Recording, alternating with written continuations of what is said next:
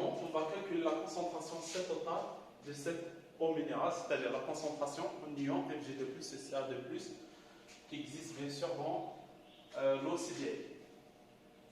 Alors, on a déjà déterminé le volume à l'équivalence à l'aide de l'expérience, donc on a trouvé 7,5 ml. Alors, à l'équivalence, on a quoi? On a la quantité de matière de Mg2+, et Ca2+, qui existe dans l'eau CDL. À quoi est égal à la quantité de matière versée à l'équivalence de la solution éthylène-diamine tétraacétate. C'est-à-dire on aura C total fois V0. V0 on va dire l'eau CDL qui est égal à 20 ml est égal à C de égale 4 mois fois le volume versé à l'équivalence.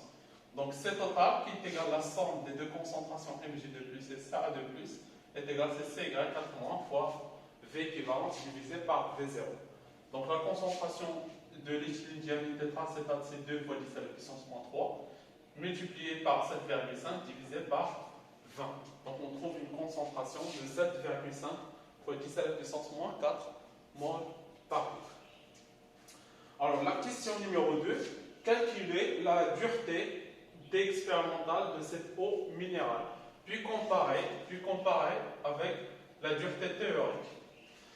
Donc, la dureté théorique et la dureté qu'on va déterminer à l'aide des données indiquées sur la bouteille de CDL.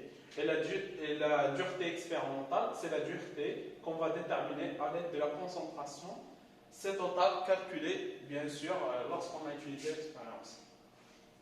Alors, la dureté théorique, à quoi est égale? C'est 10 à la puissance 4 fois la concentration de Ca2+, plus Mg2+. Alors, sur la bouteille, on va lire à des deux concentrations. Donc, sur la bouteille, on a comme les données. Donc, ici, on a le calcium,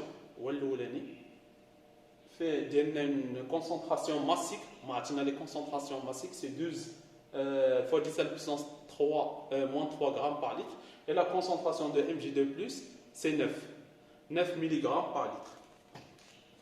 Donc on a la concentration massique de Mg, bien sûr, de plus c'est 9 fois 10 à la puissance moins 3 grammes par litre.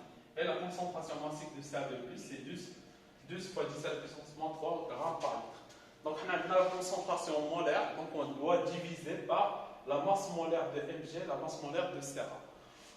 Alors la concentration de Ca2+, à quoi est égale? Donc on dit la concentration massique, qui est 12 fois 10 moins 3 divisé par la masse molaire. Donc c'est 40,078. Plus la concentration en ion Mg2+, c'est 9 fois 10 moins 3, divisé par la masse molaire, c'est 24,305. Donc on trouve théoriquement une dureté de 6,7 degrés hydrotimétriques.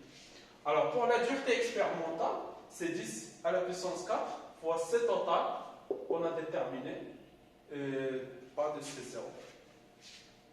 Justement C total. À quoi est égal? Donc c'est 7,5. Donc c'est 7,5 degrés hydrotimétriques. Donc qu'est-ce qu'on remarque? On remarque que D théorique c'est proche de D expérimental. Donc les normes indiquées sur la bouteille de CDL, donc c'est cohérent.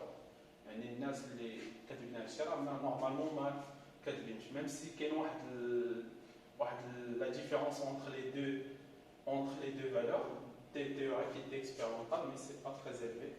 Donc c'est cohérent, c'est logique. Alors finalement, que peut-on dire de la qualité de cette eau CDL? Donc on a la dureté, c'est 7,5 d'après le tableau.